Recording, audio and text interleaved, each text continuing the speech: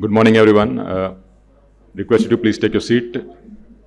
And I request my colleagues, people who are outside can also come inside so that we can start the session. Apologies for this delay. We were expecting some more people and some more people will be joining us, but maybe some of the experts and the participants might be a little late. So to kickstart the session, let me invite the dignitaries on the dais, starting with Drew Kodjak, the Executive Director of the ICCT. Drew co-founded ICCT. He's been with ICCT for a very long time. Last year, he took a sabbatical to join the White House to work on some of the important regulations which the Biden-Harris administration was drafting. And it's great to have him back at the ICCT. Drew, please take your seat.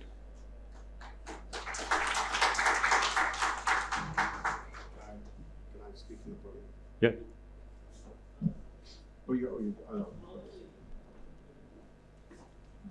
I would now request Mr. Sudhendu Sinha, advisor, NITI Aayog, a champion for electric vehicles, a very old friend of ICCT, a mentor and guide to a lot of us, to also join us on the dais.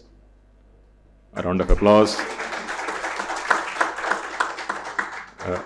Mr. Hanif Qureshi will join us in about 10 or 12 minutes. He's on his way. He's stuck in the traffic somewhere. So he sent his apologies, but he is saying that he will be with us in next 10 to 12 minutes. And then Sarika, Panda from the Raahgiri Foundation, to also join us on the dais.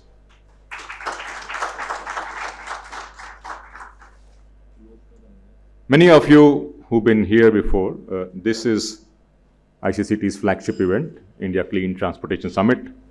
This is the second event. Last year, we had a one-day event in Delhi. And this year, as you know, ICCT is also grown in India. Our work has also grown. Staff has also grown. So from one day, we have gone to a two-day event. We don't know, next year we'll do a three-day event. I mean, if I just project our growth, Andrew is slightly nervous, so we'll consolidate our work and our staff and not grow as much as we would want. The idea for India Clean Transportation Summit was to kind of discuss, brainstorm on some of the issues that we are grappling with almost on a daily basis. How do you solve the issue of mobility? How do you solve the issue of climate? How do you solve the issue of public health? How do you solve the issue of economy, green growth? How do you solve the issue of just transition and so on and so forth? And we at ICCT have been doing a little bit of work around this space. But we also understand that this area also has some very, very interesting and fantastic partners who are working. And therefore, we have also included them as part of the summit. And one important partner for us is the media. So we are thrilled to have Hindustan Times as the media partner for the India Clean Transportation Summit. You will be also be hearing a lot of other partners during the course of today and tomorrow on these issues. But it's really an important aspect for us as we try and move forward to achieving some of the common goals, be it the Paris Agreement, be it the net zero target, be it issues like economic development, moving people out of poverty, and so on and so forth. So we have 2 full day packed. So after the opening plenary, we have one very interesting session on electric trucks. And some of you have been following this space. We are really excited, and maybe even Mr. Qureshi will also give us some more insight on what is going to come up, especially in the FAME scheme around electric trucks. So electric trucks is one important piece of work and that we are very excited. Then we'll break for lunch. We will then reassemble again and we'll talk a very interesting piece of regulation that is underway in India, which is fuel economy standards. So we'll talk about the fuel economy standards, how fuel economy standards impact clean transport, and then what is it that we can learn from some global example, as well as some of the ongoing work in India on looking at fuel economy standards. We will then dial into the third technical session, which will be looking at life cycle emission from light and heavy duty vehicles. And this is a very, very interesting piece because, as you know, there's a lot of conversation going around, are these technologies really clean? And if so, under what circumstances, under what parameters? And so we'll have very interesting kind of discussions around that. The last but not the least session, the technical session for today, will be one on electric tractors. And we think this is also a very, very exciting space because non-road vehicles are also an important part of the puzzle that we need to solve. So with that, we will break for the day, but we will not end the day. And we have some guests who have come all the way from Norway. The Norwegian EV Association folks are here. And in the evening, we will do a discussion with them along with some of the partners in India on and how EV users can also become champions of change. So we will hear some voices from India, we will have some voices from Europe, some voices from US, and we'll talk a little more about the user experience of electric vehicles and how electric vehicle users can also be the part of change. And so that's very, very interesting session. So if you're planning to stay till the day, I request you to consider also staying for the evening and participate in the discussion. And there will also be food and drinks as well. So yeah. Then tomorrow we have a full day agenda as well. We will be doing more technical sessions tomorrow. We will be delving more into details.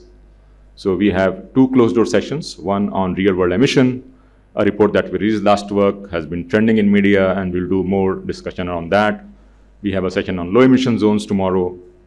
We'll talk a little bit more about buses. We'll talk about heavy duty vehicle charging as well as light duty vehicle charging. So tomorrow is more in-depth discussion on these topics, and today is slightly more high-level discussion on some of the topics that I mentioned.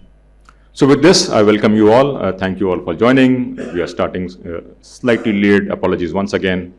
But now I would request Drew Kodjak, the Executive Director of ICCT, to give a global perspective on clean transport.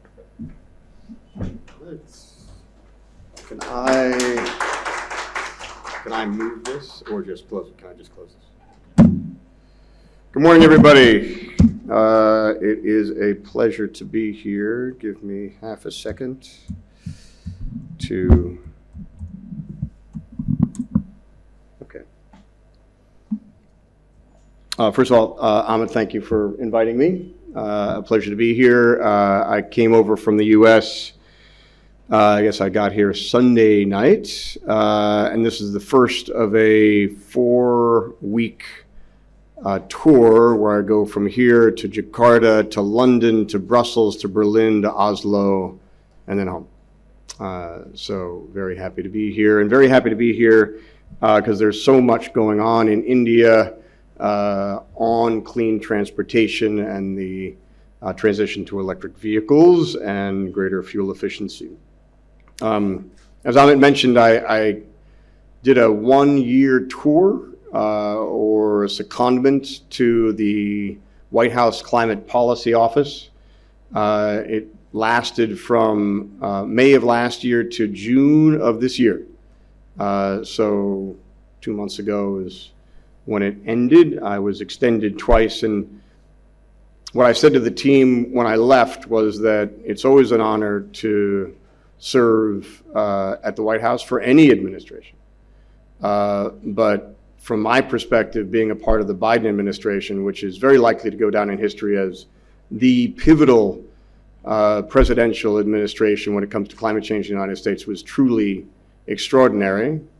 And I was there at a time when EPA and Department of Transportation and Department of Energy were all working on regulations that would set the course of transitioning from internal combustion to electric vehicles for both light duty and heavy duty vehicles. And so I was there between proposal and final for 4 major regulations. And it was my primary role to see those through. What I'm going to talk to you about today is 3 different chunks of things. The first is I'll give you a snapshot about what was accomplished and how we did it with those major regulations. The second is I will talk to you about what's called the Inflation Reduction Act. That act was signed 2 years ago, August 16th of 2022, so it has a 2-year anniversary. It's a toddler in human terms, but it has done extraordinarily well. And there's been a lot written about how it is done over the course of 2 years, and so I'll give you a sense of what that has been. And then the third part I'll talk about is just charging infrastructure and the challenges and some of the methods that we use to overcome those in the United States. So those are the three parts, and if this fly would stop listening so intently to my speech, I think I would be better off. All right, so the regulations. So these are supply-side regulations. These are both greenhouse gas standards and fuel economy standards. In India, you have fuel economy norms. They're essentially the same thing. The regulations that I worked on span 2027 to 2032, so that was the time period, both for light-duty and for heavy-duty vehicles. And as I said, they were both proposed in 2023 and finalized in the spring of 2024. And so the thumbnail sketch, the statistics, the important parts, for light-duty vehicles make up 58% of the greenhouse gas inventory for transportation in the United States, so almost 60%, the largest share. The regulations that were finalized will reduce greenhouse gas emissions by 7.2 billion tons cumulatively between the regulation finalized in 2027 all the way out to 2055 when the fleet fully turns over and you have then a full useful life after that. So 7.2 billion tons cumulatively. EV market share at the end of the period in 2032, depending on how manufacturers comply, ranges from 69 to 72% EV market share in 2032. And in 2030, somewhere around 50 to 54%. So those are your targets. Those are not required. The performance standards are what is there, but compliance pathways suggest that's how manufacturers would comply. The light-duty vehicle standards also included criteria pollutants or air pollution standards, and there was a 95% reduction in fine particle emission standards for light-duty vehicles requiring PM filters, which are already required in Europe but hadn't been in the United States. The average vehicle cost increase was $1,200 in 2032, but that would be paid back by average fuel savings of around $6,000 over the useful life of a model year 2032 vehicle. So that is your thumbnail sketch of the light-duty vehicle standards that were finalized in the spring. Heavy-duty vehicles, exactly the same time period of regulation from 2027 to 2032. Inventory in the United States is much smaller. It's only 25% of transportation greenhouse gas emissions. As a result, greenhouse gas avoided in 2055 cumulatively is 1 billion tons. So certainly not insignificant, but not as much as the 7 billion for light duty. Whenever I think of heavy duty, it's better to break heavy duty vehicles apart into different segments. So that's how EPA did it. For medium duty trucks and vans, think about urban delivery vehicles, for example. In 2032, EV market share projected between 30 and 60%, depending on the type. For short haul tractor trailers, 40% EV market share in 2032. And for long haul tractor trailers, these are the big rigs that cross the country, 25%. And I think, as most of you know, but the big rigs tend to be the lion's share of the fuel consumption and greenhouse gas emissions from the trucking sector. In the US, think about 50% there. But also the more difficult, right? You have to build out your infrastructure before you can really have those trucks in operation. Average vehicle cost, vocational between actually negative, so cost savings, beyond cost parity of $700 less than a diesel or $3,200 more. Day cab's about 32, and sleeper cabs of the long-haul tractors, almost 11,000. But the payback from fuel savings between 2 and 5 years. So those are your thumbnail sketches of what those rules require. At the end of the day, the manufacturers, so the light-duty auto industry, the manufacturers, and the heavy-duty industry, so Ford, General Motors, Stellantis, for the domestic manufacturers, German manufacturers, Japanese manufacturers, Korean manufacturers on the light-duty side. And then for heavy-duty, we have Daimler, we have Volvo, we have Triton, we have Cummins, PACCAR. All those manufacturers at the end of the day supported these regulations. It took a lot of work going back and forth to make sure that they were comfortable with them, but at the end of the day, they supported them. We also got strong support from civil society, from states, from cities, and from labor, particularly on the light-duty side. I think the only two groups that had issues with the regulations in the end of the day, commercial fleets for heavy-duty, were still concerned about infrastructure, I think not surprisingly. And then our local community groups, the equity groups throughout the United States that are living near ports and airports and rail yards and bus depots, they are still not satisfied that there's enough going on in the federal government to help them reduce air pollution in their communities. And this regulation is a helpful starting point, but certainly not the final solution. And so they also were not fully supportive. All right. So those are the supply side regulations. And in India, there's certainly a proposal now reaching final for light duty vehicles, fuel economy norms, highly relevant here, and also under development, heavy duty norms, and also FAME, right? FAME 3 package is currently under discussion. And relevant to that is the US program under the IRA and the clean vehicle provisions under the IRA, or the Inflation Reduction Act. So, largest investment to address climate change in US history, right? 350 million round numbers when it came out. Now expectations, depending on which analyst you look at, says that the investment is over $1 trillion from the IRA. Secretary Granholm, Energy Secretary Granholm, her language around it said it sparked a clean energy manufacturing boom in the United States. And the data is there to support it. Labor, so UAW, AFL-CIO, at the 2-year anniversary just a couple weeks ago, said the IRA has proven that climate action can drive our economy by creating more than 330,000 new energy jobs, lowering energy costs, and revitalizing American manufacturing and construction.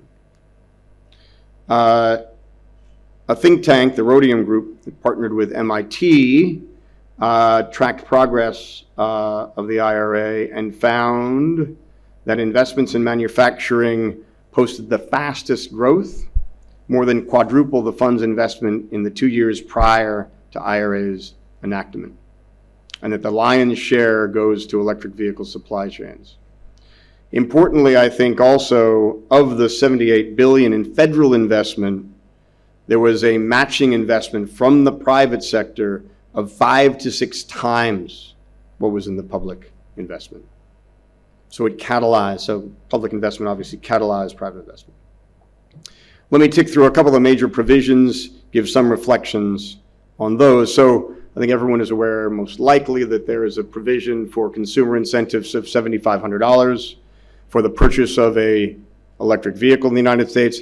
That was tied, though, to 2 conditions. One, onshoring or friend-shoring the extraction, processing, or recycling of critical EV battery metal and materials, number one, and then encouraging the production and assembly of EV battery components in North America. So all of that was designed to use the consumer incentive as a carrot to encourage manufacturers to bring the EV supply chains either to the US or to North America or to countries that we have free trade agreements with. There was also brand new $4,000 for used electric vehicles and that was transformative for many that just don't buy new vehicles. There was a 30% tax credit up to $40,000 for heavy-duty vehicles. I heard from many OEMs this was critically important.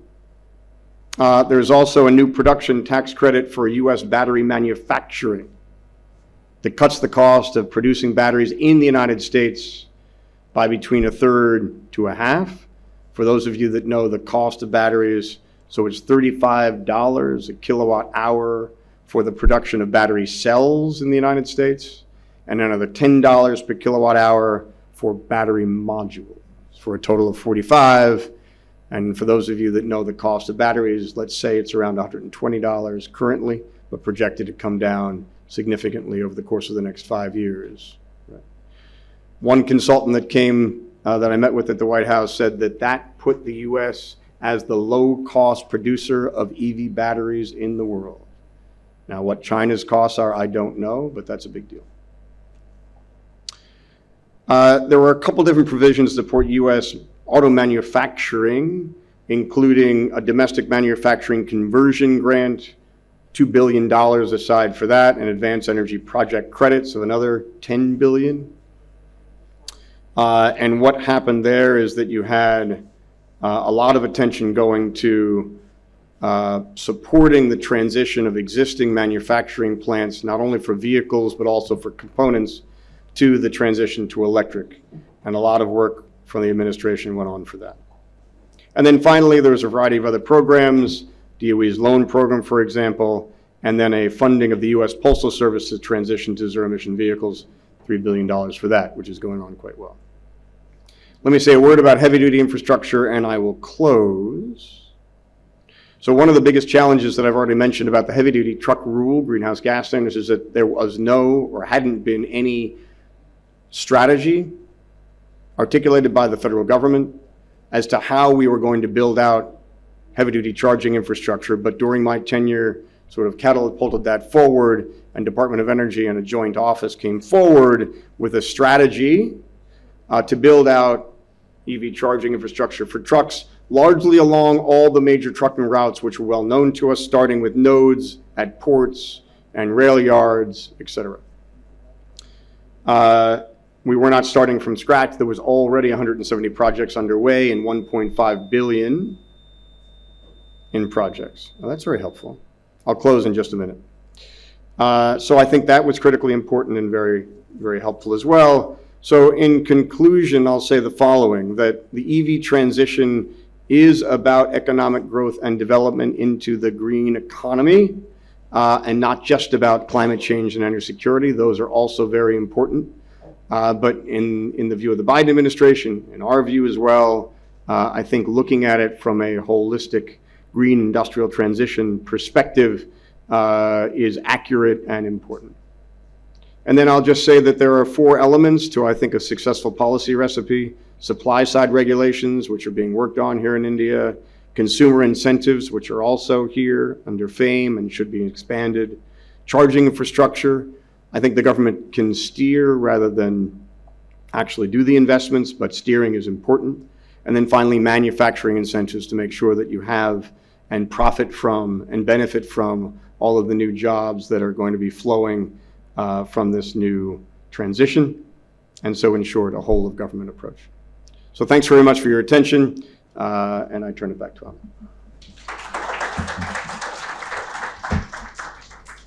Thanks, Drew. I think very important that transition to cleaner transport is not only about environment, but it's also about economic growth, prosperity, and the whole industrial competitiveness that you mentioned. I think that's absolutely very, very vital. So we also have Mr. Hanif Qureshi, IPS, who is the Additional Secretary at the Ministry of Heavy Industries, who has joined us. Thank you, sir, I know you are very busy in terms of some of the ongoing debates which are happening on some of the various schemes. So, but again, thank you for taking your time. We'll now move forward to the session, and we would request Sarika from the Raahgiri Foundation to share her insights on the topic of clean transportation. So over to you, Sarika.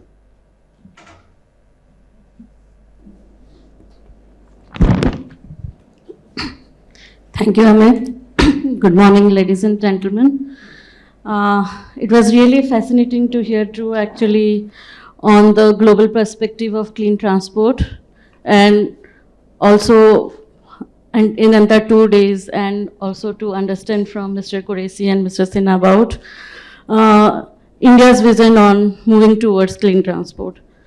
So one of the main reasons why Raahgiri Foundation support this work is because of air pollution, and it impacts on human health and environment.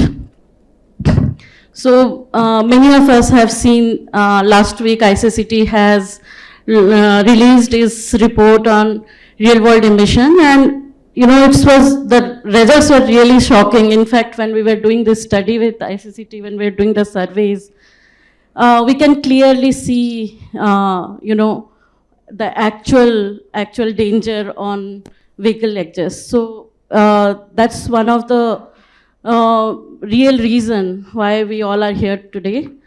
Also, in the report, it has been clearly visible that, the real world emission is much, much more than the lab limits, and we need to address this clearly. And therefore, supporting this work, become really essential for us to, because we work closely with the community, with the private sector, with the users actually, and always there was a challenge to make them understand that vehicular emission is one of the major reasons. Although there were a lot of studies earlier also, but with this data, it's really easy for us to work with the users and with the decision makers to again move towards clean transport and work more strategically towards clean transport. As Drew already mentioned, that this is not just about public health issue or environment. It also how it is going to impact economic growth. And we all know that US and Europe are really aggressively working towards transitioning from ICE vehicle to EV or more cleaner vehicle. And there are a lot of new technology coming out there. There is a lot of R&D happening. And if we don't start, adopting it quickly, then we might get the old technology might get dumped into our country, and we will be revolving around that. It's difficult, but it's not impossible. And we know that Mr. Qureshi and Mr. Sinha is here, and aggressively there is some work going on, and we are very, very hopeful. Also, one of the last thing I want to share here is that, there are, as Marcos is here, and the whole EV association, how they are actually creating a lot of impact within the users, and how we can also, work towards that in our country, having this EV association. And that also I need to look forward to understand that from Marcos. And lastly, I want to say that, in these 2 days, there is really some good sessions happening, especially in LEZ also, because everyone is confused what exactly LEZ means. And we are really looking forward to learn in each of this session. So thank you so much. Thanks a lot, Sarika. And absolutely, so some of the sessions we will be doing will delve into more details around the technicalities and how do you demystify some of these concepts like low emission zones and real world emission and so on and so forth. So with this, I would now request Mr. Sudhendu Sinha, advisor NITI Aayog, who has been championing electric mobility for a very long time, to share his perspective on the topic. Yes, sir.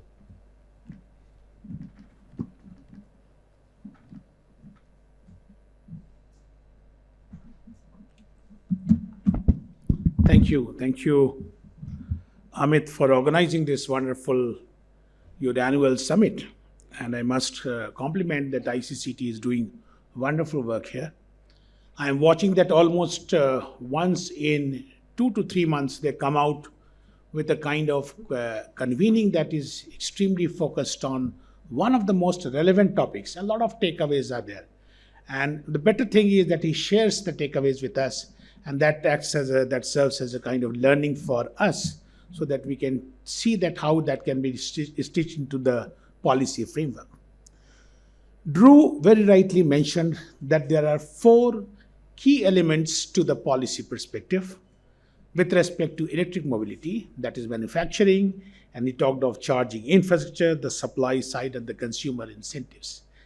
If you see in Indian policy with respect to electric mobility again, all 4 elements are there. So FAME is focused on the demand side, it is focused on consumer incentives. Similarly, the PLI schemes are exclusively for the manufacturing base. Number of multiple, I would call it, at least close to 13 to 16 times the GSTs have been rationalized, just to ensure that the supply chain goes unhindered kind of thing. And finally, the charging infrastructure, we are taking it forward. The theme of the focus of the government is that this is a new business opportunity and should be taken up by the private sector alone. But of course, in the case where now private sector is slightly chary about whether they should go for it, they should not be sinking money into it. Government has taken on the responsibility, and you are watching that all these oil marketing companies, they have been given the responsibility to go forward, set up 22,000 charging stations. Out of them, 17,000 have already been established. In fact, they are up and running. In the last FAME, the one which is wrapping up as of now, the FAME 2, a specific amount was allocated to these OMCs, and they were given responsibilities that, with that amount, they should be coming out exclusively with the big number that was close to 7,400 charging stations. That was the number, that was responsibility which was given to them, and they are on it.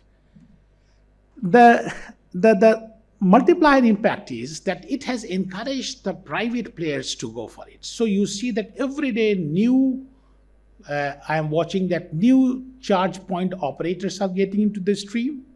New manufacturers of the EVAC, they are getting into the stream, and new R&D initiatives are going on how to improve upon these charging standards.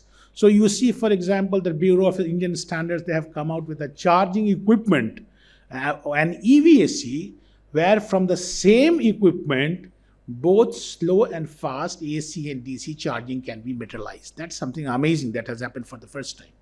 So in all the 3 streams, new things are happening. Now, FAME 2 was a major success. And this success was in the last 3 years. I will not discount the efforts of those who worked on multiple areas of electric mobility in the period before 3 years. That was FAME 1, because one can understand, one can visualize that what challenges would have been there for them to do that initial kickoff, when I'm sure that with every step they would have been taking, next day they would have been retracing many steps back, because there was so much of vested interest, so much of lack of support that to move forward. But fortunately, in last 3 years, post re-strategizing of FAME 2, we have moved past, and you can see that in 2-wheeler and 3-wheeler, almost things are, autopilot, high-speed mode. I would call it same for the buses. Now the focus is on the enabling infrastructure. The focus is on the new vehicle segments. The focus is on, creating a system of an evaluation system, whereby we can understand that whether some of the policy interventions that we took as in FAME 2, whether that was a correct decision or it was, that needs some retweaking at this stage. And I'm sure that Hanif would like to explain those things that we have doing and what we are going to do maybe in FAME 3. If it comes, then what all new focus can be there. If I were to identify 2-3 things in India's this journey, this trajectory of electric mobility, every country has got different stories are there. I would say that in India, for the first time, we could see that the industry, the government, multiple civil societies and consumer bodies, the think tanks and academy, all of them coalesced together, they combined together to take this particular most important thing of electric mobility forward. So I would say that there are very rare, you can identify very rare such incidences, such anecdotes where all 4 or 5 of them, they have combined together to take this thing forward. That is one thing. Number 2, I would say that while we knew it well, that 2-wheelers and 3-wheelers, they will be the first to be taken forward, and they have taken forward. We were always doubtful whether the buses as a public transport, that could come as a mainstreaming of success. That was always, we were in a doubt. But the good thing is, in FAME 1, somehow the signals were not very clear. But in FAME 2, we could see, and of course, lot of that itself is a big kind of, big topic of debate, big topic of seminar, that how exactly we could do it. So the buses transition on clean fuel mode, that itself is a major thing. How we move forward? So Sarika was telling very correctly that maybe it's time that we organize, we keep on creating constituencies among the EV users. Till now, our constituency was primarily the EV manufacturers, so demand was being incentivized. How the consumers can be, they can be brought into the fold, because naturally what they speak has more credibility, and that goes all the more so well among the potential buyers. So probably the EV users, if we can make them, if we can create an assembly of them, if we can ensure that they come out with a lot of, their experience sharing kind of thing, they give their time, then probably this can be taken on a very, very spontaneous mode, I would say.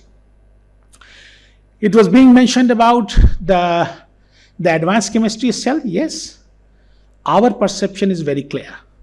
We are not using it only as something, as a cleaning up the mobility. That is not the only perspective. The perspective is creating a solid manufacturing base, making India as a manufacturing hub for the world, and that would definitely require the entire supply chain to be stabilized. And naturally, in case of EV, it is the advanced chemistry cell that is most significant. You are aware that almost for 50 gigawatt, the support is being available from the government. Another 50 gigawatt is coming up without the government's support. Of course, that is not on giga scale, that is on a lower scale, but combined together, that turns out to be another 50 gigawatt. So my sense is that 150 gigawatt should not be a difficulty in a time span of next 3 years or so. So this is what my expectation is. So let's see, once this ACC sells, and they have started manufacturing, not that it is not available.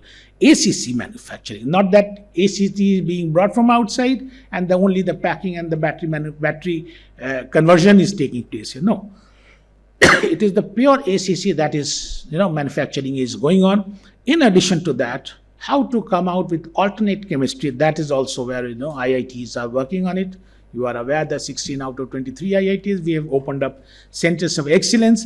In some of the IITs are exclusively working on heavy duty transportation. We saw the other day that how the Chennai IIT, they have identified that which are the most dense corridors in India where the heavy trucking takes place, so that we know that which could be our priority as far as setting up the enabling charging infrastructure is concerned. That could be there.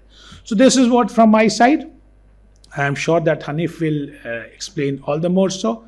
So thank you, Drew, for founding ICCT, and thank you, Amit, for taking it forward. More power to you. Thank you.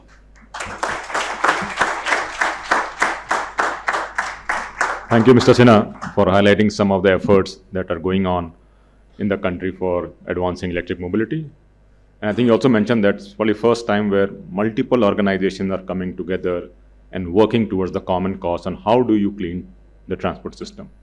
With that, let me invite Dr. Hanif Qureshi, IPS, the Additional Secretary of MHI, to share his insights, and maybe if it is permissible, to also share some insights on FAME 3.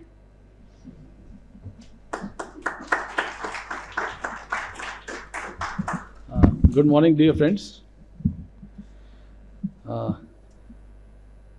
So, you know that the Indian automobile industry is more than $240 billion, and it contributes more than 7% to the Indian economy. It is a huge part of the Indian economy, not only because it contributes at that big size, but also because it contributes to employment generation.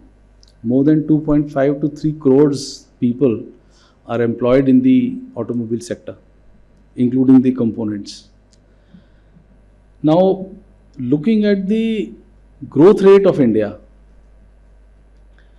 the growth in the automobile sector is going to be huge in the coming years. Particularly when we consider the cleaner technologies, be it electric vehicles or ethanol, CNG, LNG, hybrids, number of powertrains are there. And we are going to see a mix of them, but it would be skewed towards the cleaner technologies. And when we try to anticipate the growth of the India's automobile sector or the world's automobile sector, we should look at what the consumers want. What do the people want? People want better technology at a cheaper cost, more features, more safe driving, and more comfortable driving. And that is where the money of the OEMs, of the research institutions is going. So you see a lot of work being done on ADAS, lot of work being done on sunroofs, lot of work on automobile electronics. If you look at the growth rate of automobile electronics, particularly ECUs, it is much higher than the rate of the growth of the automobile industry. That's where we will be skewed at. Now, if we look at the individual components, as far as the climate change aspect is concerned, we see that electric trucks are the most significant contributors to the pollution. Only 3% of the number of electric trucks in the country are causing 44% of the pollution. If we look at the MCVs, the medium and the heavy commercial vehicles, we have about 46 lakhs of them in India today.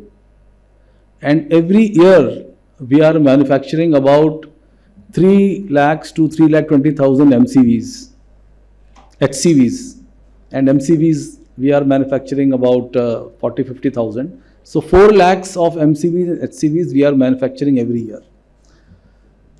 And most of that is fossil fuel based.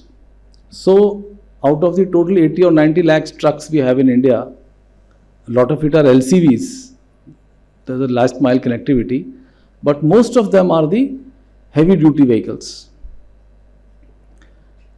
Now, when we are thinking of converting them into cleaner fuels, particularly electric fuels, this already manufacturing has started in India. It is not that only the ICCT or Government of India or some institutions are talking about it. Everyone else is already talking about it for the last many years.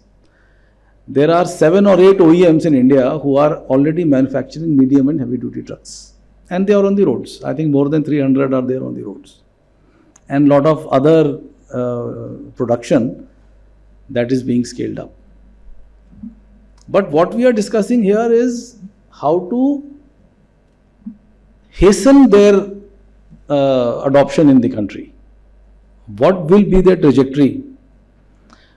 And that is where the one important question I was asked by Drew yesterday when we were chatting is that what is that number you are looking for in this entire discussion? What is that one number? They have produced a very good research. A lot of data is there in it, a lot of solutions and graphs, charts. I think I'll take many days to go over it. But when I asked to tell about the one number, then I said the one number for me is what is the penetration of the new electric trucks out of the total mix what we are having. That is the number I want. So Andrew gave me a very optimistic answer. He said that will be 17% in 2030. So I broke out into a laughter. I said 17 will be, I'll be like on cloud 9. NITI Aayog has estimated that we will have 10% electric cars in 2030.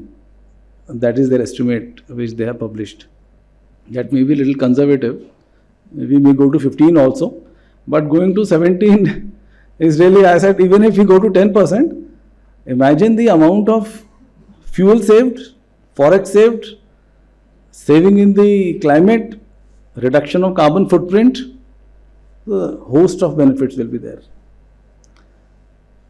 But as we know that only hoping and dreaming is not enough. To reach that number, there are large number of steps have to be taken. And I think a lot of steps have already been initiated by the Government of India and the industry in the last couple of years. And one of the most important ones, I think, is the PLI automobile scheme, which is a 26,000 crore scheme, which includes electric trucks. So if you are making electric trucks today, you can get a benefit from that scheme. And the second most important is, I think, PLI advanced chemistry cells. Nearly 40 to 45% of the cost of electric truck is coming from the advanced chemistry cells, from the batteries.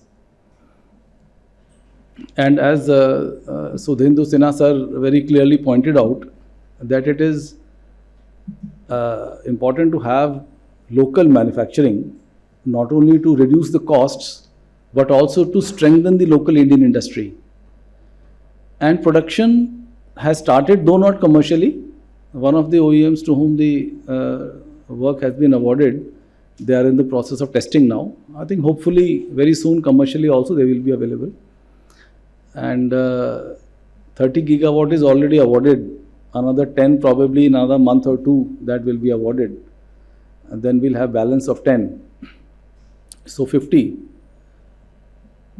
But then we have to look at the economics. When we talk about electric trucks, it is, technology is not such a big problem. Of course, technology is there. It's a new technology. It needs to stabilize.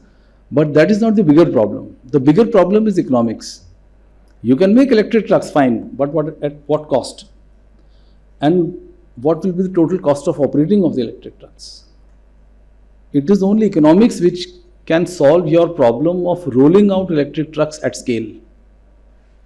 And that will involve questions of not only technology, but questions of economics. Ask any of the big banks, are they lending to electric trucks? The people who are manufacturing or the operators, they are not lending. And you ask them why they are not lending. So banks want their money safe.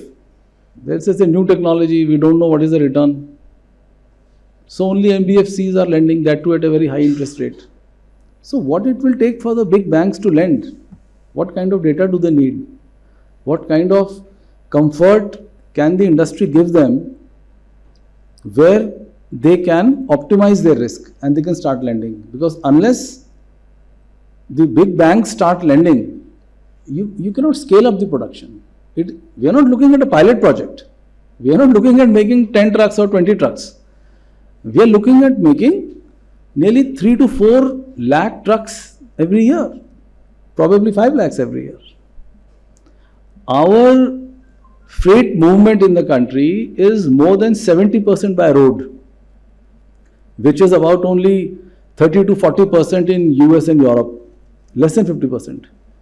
Most of our freight is traveling by road. And that affects the quality of the roads, and that is why the load on the trucks is there.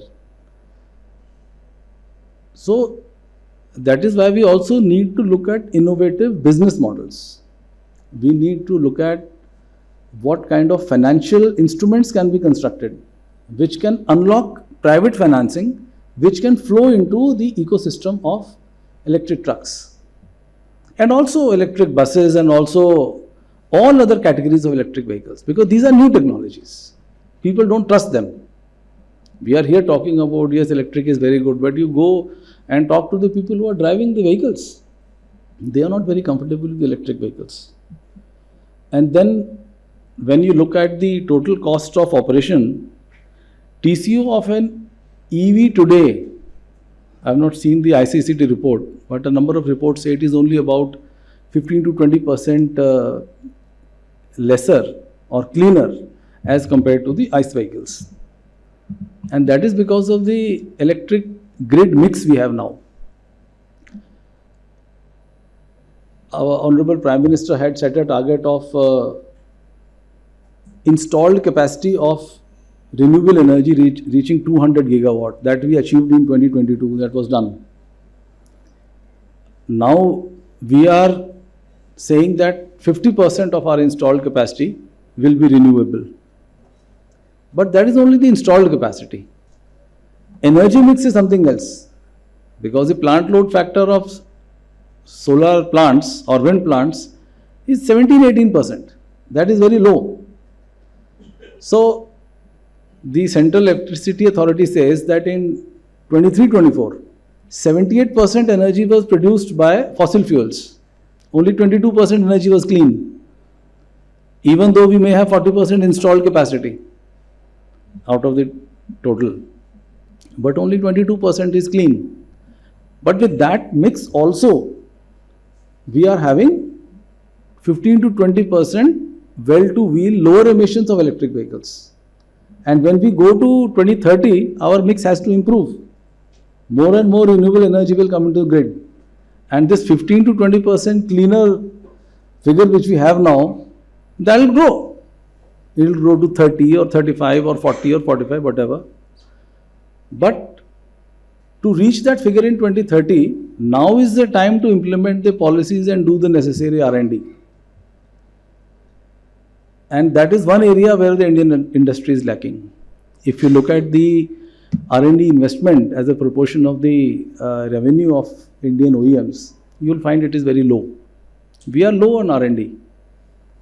Unless we do our own innovative solutions, until that time we cannot hope to bank on foreign technology alone. Yes, technology types are important, but our conditions are very different.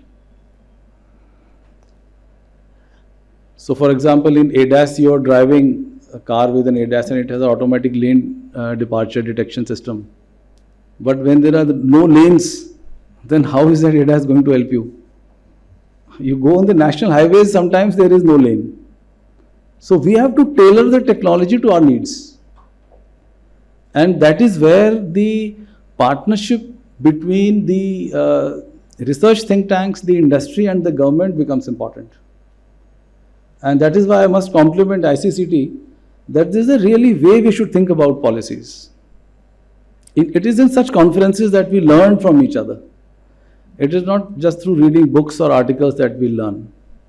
But this is an easy way to exchange our ideas, to exchange our information in the formal setting and probably in the informal when we go out and have a cup of tea. That is the time I'm looking forward to.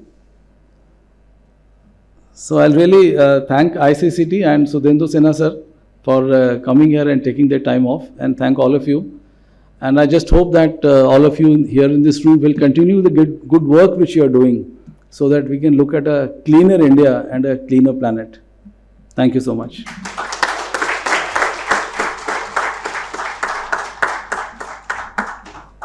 Thank you, Hanif sir. And as I mentioned earlier, apart from this formal setting that we have today and tomorrow, we also have an informal conversation in the evening. And a lot of EV users have also come. And the idea is, how can EV users also become the champions of change? So that we will have in the evening along with experts and delegates from other parts of the world as well. So with this, we have come to the end of the opening plenary. Again, a round of applause to the participants, Sudhendu Sinha, Mr. Hanif Qureshi, Kodjak and Sarika. We will reassemble and start the first plenary session on electrification of trucks.